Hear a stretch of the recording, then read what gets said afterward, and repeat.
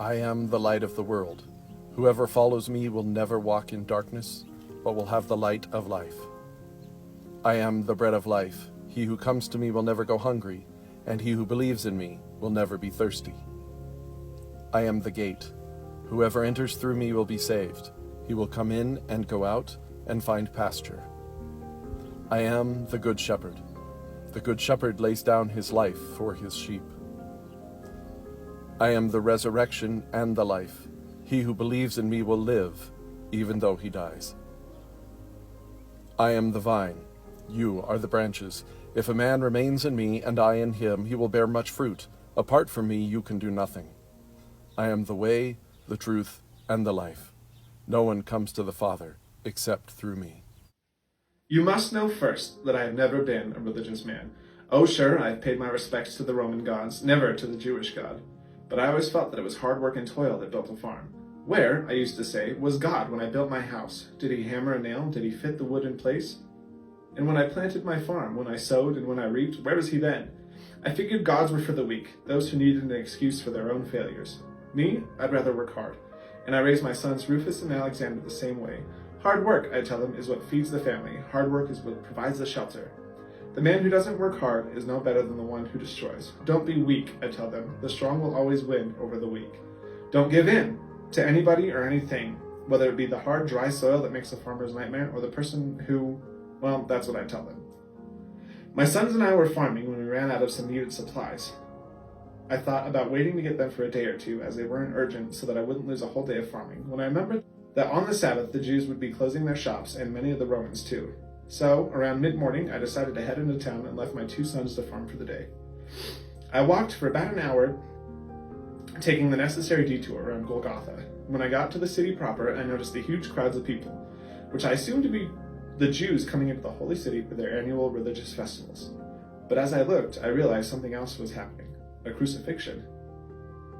Someone was on the road to Golgotha, and the road to Golgotha is the road to death. Crucifixion was usually some political action between the Romans and the Jews, so I was about to pass on by when a name caught my ear. Jesus. Even I had heard the name of this man, Jesus, some Jewish fanatic claiming to be king or Messiah or some such thing, and I still would have passed by, but I was curious. Curious to see what a man with such fame looked like, a man who had been said to hold crowds absorbed to his words for days on end, a man who had stumped both the Jewish high priest and the Roman military. Why now was he being crucified? What did he look like? How had they overpowered this strong figure? I quickly pushed myself to the front of the crowd to get a look at this man who held power over so many. I suppose I expected to see a man like me, strong, unbending, forceful. I saw 3 men being led to Golgotha, each carrying his crossbeam. But the man pointed out to me as Jesus was a disappointment. He could barely shoulder his load and seemed about to drop. He offered no resistance but walked weakly, like a lamb being led to slaughter. He had obviously been beaten and would quickly die. I turned in disgust and started to go. You! I turned to see the centurion beckoning to me. I cursed my curiosity and stepped forward. There, on the ground, was the man called Jesus in a pitiable state. He had fallen, and some wound had begun to bleed again. He looked dead. The marks of his recent beating were even clearer from here, and even now a soldier kicked mercilessly at the man on the ground. My disgust for this man grew to include the Roman soldiers. There was no strength in beating such a weak man. He reached up to me, but to show mercy to the condemned was punishable by death. The centurion roughly grabbed me and shoved me towards the crossbeam Jesus had dropped. He wanted me to carry it. Cursing quietly, I bent down and with a grimace picked up the fallen board. I hitched up my garments with my free hand and waited for Jesus to get up. He did not.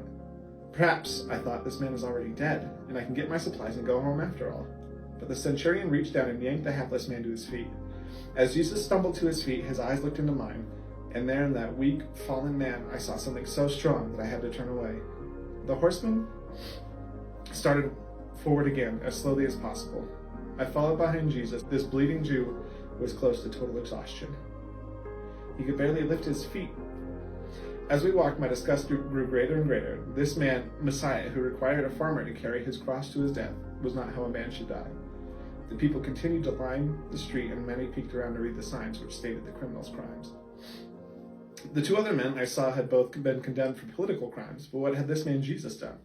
Whatever it was, he had failed miserably. So much for the Jews' Messiah. Then an amazing thing happened. Several women were crying pitiably for these men, and Jesus, this man, barely strong enough to walk, stopped, and out of this frail, weak man came the strangest words.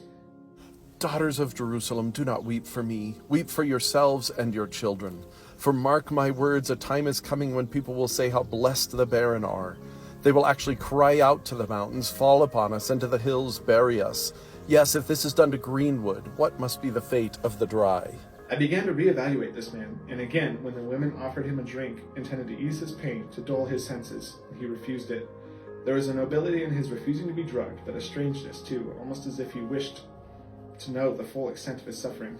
And then again, when they nailed him to the cross, even the criminals with whom he was to die yelled at him, called him names, challenged him to save himself, and he said nothing. He cried out in pain, but he said nothing. This man made no complaint, no futile efforts to free himself. I had originally wondered at his weakness, and now I wondered if this could not somehow be his strength. I had to turn away when they lifted him up and placed him on his crossbeam onto the post. I heard them nailing his feet to the post and felt a distinct bleakness. I waited, perhaps hoping, perhaps wishing, that this man could in fact save himself, but when I turned back, he looked like any other human being who's been beaten and nailed to a cross. Much of the crowd had already left, and the soldiers were dividing his clothes. The man looked dead. I sneered in disgust, this time at myself for falling prey to the emotion of one man. I turned to go, still marveling at this man's weakness, when he said something. He looked at these soldiers who had hung him on the cross, who had beaten him and ridiculed him, and now gambled for his clothes, and perhaps at me too, who had sneered at his weakness. And he said something which utterly changed me in its strength. Father, forgive them, for they know not what they do. Terrified, I wavered between pleading my innocence, praying silently, and confessing in torrents. Cestus continued to protest loudly that it was all a mistake, but somehow I couldn't bring myself to tell that lie with such impunity. When I thought of the men that died because of our actions, I could only quail in fear of the gods. Then there was the third man. He was so beaten, he looked half dead already. He couldn't even carry his own cross, he was so weak. Someone had placed a kind of crown of thorns on his head, and the blood was running down into his eyes. He was too weak to even try to wipe it away. I knew what we had done. But what could this man have done to be treated in such a way?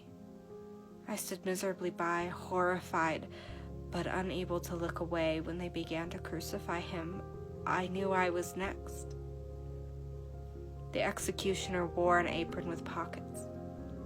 He placed 2 5-inch nails between his teeth and knelt down beside the right arm of this beaten man. Another soldier knelt with his knee on the forearm, holding it flat to the board. With his right hand, the executioner probed the wrist of Jesus to find the hollow spot, much as he would do with me in a mere moment. Then, resting the nail against the spot, he brought the hammer down with force. I flinched, but my eyes remained riveted.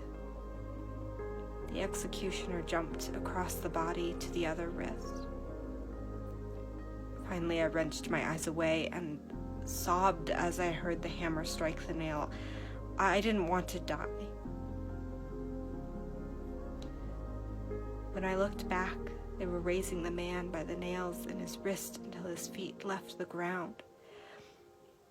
His body writhed as they placed the crossbeam on the post. Cestus again began to curse, this time at the man on the cross. The sign above his head said, "Jesus, King of the Jews." I gasped. So, this was the man who had claimed to be the Jews' new Messiah. I had actually been looking for him before I met Cestus, and he convinced me that the road to reform was a bloody one. Suddenly I was filled with anger for this man who had almost misled me, given me false hope. Someone yelled something about Jesus' claim to rebuild the temple in 3 days and his inability to save himself now. My guard threw me to the ground and the executioner began his work on me. I joined in the curses. With every pound of the nail, I screamed, and every scream became a curse at this man Jesus who had blinded many with false hope and now could do nothing to save himself or us. When I was hanging on the cross, I discovered the true agony of crucifixion. My head tossed side to side in spasms, and I became unaware of the unbearable heat of the sun. I sagged towards the bottom of the cross and panicked. As I sagged, I discovered that I could breathe in, but not out. I couldn't breathe. In panic, I struggled to stand on the nail in my foot, pulling myself up by the nails in my wrist until I could breathe. Then I couldn't stand the pain in my hands anymore. I sagged back down. When I couldn't breathe again, I would force myself back up. This anguish cycle continued over and over. I knew the others were facing the same struggle, and I heard Sisters continue to yell curses at the man between us. I wondered where he found the energy to breathe. I too was angry that this man could not save us from this unbearable agony. And this man pulled himself up and took a deep enough breath to utter a prayer. But not a prayer for himself, no. He prayed for the forgiveness of those who had crucified him. Such a thing to do amidst such agony. Suddenly I realized this man had not done anything wrong. What kind of man could truly ask for forgiveness of those who had wronged him? Maybe he wasn't only a man. Immediately, my anger at him converted to anger for him, and when a moment later, Sisters yelled angrily at Jesus, I found myself needing to speak in his defense. Do you not fear even God, though you have been condemned to the same punishment? He had sunk down again, unable to hear, but I continued fighting the pain to say what I had to say. Besides, we suffer justly and are getting what we deserve for our crimes, but this man has done no wrong. Jesus, remember me when you return in your glory. The Messiah raised himself, breathed painfully, and said words which made my pain subside. Truthfully, today you shall be with me in paradise. To watch your son die while others mock him. To feel the nails driven into his hands. To see his friends desert him. To hear him cry out in pain and just want to hold him. To comfort him. To protect him. Others call him King, Messiah. And perhaps he was, but he was my son. He told me this would happen. He told me he had to die, that this was to be his glory everlasting. And somewhere, some part of me knew this to be true. But how can a mother watch her son die in agony, friendless, and understand such things as he said? This man, my son, the child I raised, Jesus, my son. John was a good man. He was there for Jesus and he was there for me. Together, his two best friends, we watched him suffer and die. We heard him incredibly forgive his enemies and were somehow unsurprised. But all I could think of was my son suffering and me unable to help. Then Jesus nodded to John and we both came forward. We approached until we stood directly below him, and when we saw the wounds, the wretched figure of my son, I bowed my head and sobbed. But as I was worrying for my son, even then, his thoughts were for me. Even on the cross, his concern for my welfare was greater than his own. For as I stood with my head bowed, I heard him speak. Mother, behold your son. At first, I thought he was referring to himself, but when I looked up, I saw that he was looking at John. Gratefully, I began to understand. Joseph had died. It was the responsibility of my firstborn, of Jesus, to see that I was taken care of. But Jesus knew he would be unable to fulfill that responsibility. So while I had been wishing to comfort and protect him, he had already been thinking about how to care for me. I looked gratefully at John, and Jesus' next words confirmed my thoughts. Looking at John, Jesus attempted a smile and painfully said, Son, behold your mother. Jesus, my dearest friend, my most faithful companion, my Messiah. I watched him die, and I struggled trying to understand what had happened. Just days ago, his victory had seemed so sure, and yet even then he had reflected a sadness, such a sadness I think he wanted to share, and yet he couldn't quite, as if it was for him alone. At the supper we shared together, he told us of his betrayal, and many, many times he had told us he would die. He told us death would be necessary, and that it was God's will that he die. He told us. But I never thought, I just didn't understand. But somehow he did. He knew he would be forsaken. And when he entrusted his mother to my care, I knew too. Jesus the man, son of Mary, Jesus the Messiah, Son of God, was to be forsaken. I thought of Jesus' tears, his prayers, his fervency in the garden. He knew, somehow he knew that he would be alone in this death. Where were the others, Peter and James, and what defense had I offered for this man who loved so much and so well? But this was all wrong. It was not how I was taught the Messiah was to be, a man dying on a cross alone. And then I heard Jesus cry out, and his words chilled me. Eli, Eli, lema sabachthani. Many in the crowd thought he had called on Elijah, but I knew Elijah couldn't help him. He had called out to his Father. For a brief moment, I began to understand, not completely, but maybe a little. I knew with a shock that the Christ had to be forsaken not only by man, but also by his Father God. Somehow, God had decreed that his only begotten Son should die and be forsaken.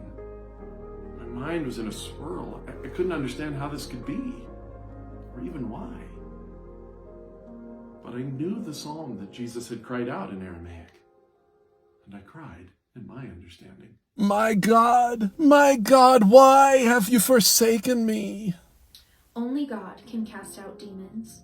No man is capable of such a feat. Jesus had cast 7 out of me and befriended me. I have never doubted his claims to be God. The Father and I are one, he said, and I believed him, because I knew the power of demons and the only power capable of expelling them. Yet, then he had befriended me. He had eaten, slept, drunk, and touched like a man.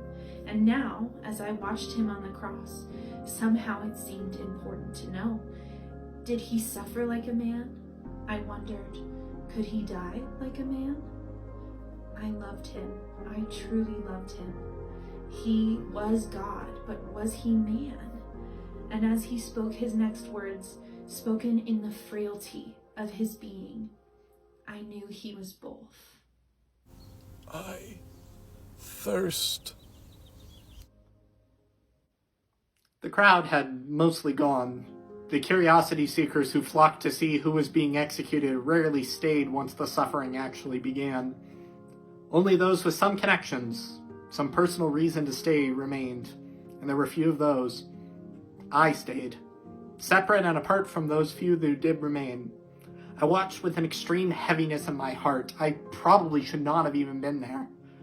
Wouldn't the Sanhedrin just love to hear this? Good old Joseph of Arimathea, good old Sadducee, all along a secret disciple of the fallen Messiah. The fallen Messiah. I had given up everything I had been raised on to follow this man. He had shown me truths that I had missed all along. He had been a good teacher and a good friend, and I had believed he was the Messiah. But at this point, I began to wonder, would the Messiah have ended up here on the cross? He appeared to have given up.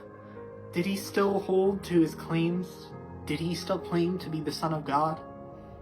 I had missed the vote in the Sanhedrin which sentenced this innocent man to death, but I had heard he had not even defended himself. No one had. And now, as I looked at all who lingered still, I noticed with sadness that even his closest friends had deserted him. All but John and some women, one his mother. I wanted to join them, but fear of exposure and a feeling I wouldn't be wanted held me back. There was, after all, still time to turn back, to pretend I knew nothing about this Jesus. But no, it was too late. I had been moved, irreversibly moved by this man. I could never return to the empty shell that was once my life. But to give up everything, if only I had some assurance that this was not some colossal mistake. It was then that I heard Jesus utter the words which firmed my resolve, and turned me forever down the path that he had walked. It was not the words so much as the conviction, the peace behind the words, that convinced me this was the same man, the same Son of God who had led me to the Father. Painfully, but with relief in his voice, he said, Father, into your hands I commit my spirit. I have seen many men crucified, and most men, even the strongest, come kicking and screaming, protesting their innocence. A few bold revolutionaries will go quietly and sullenly, but none ever came with a purpose before, until Jesus. I watched this man Jesus die, and the way he died, and the events it spawned, struck me with awe. I stood immediately beside this man to ensure there were no ways anyone could get to him, and throughout, I heard this man express concern, forgiveness, and promise to others. When he finally got ready to die, he said something which caused a shiver down my back and made me wonder if we hadn't killed an innocent man, or worse. The sky darkened and there was a tremendous earthquake, and I began to wonder if the claims he made weren't true. The thing he said, though, that's what really got to me.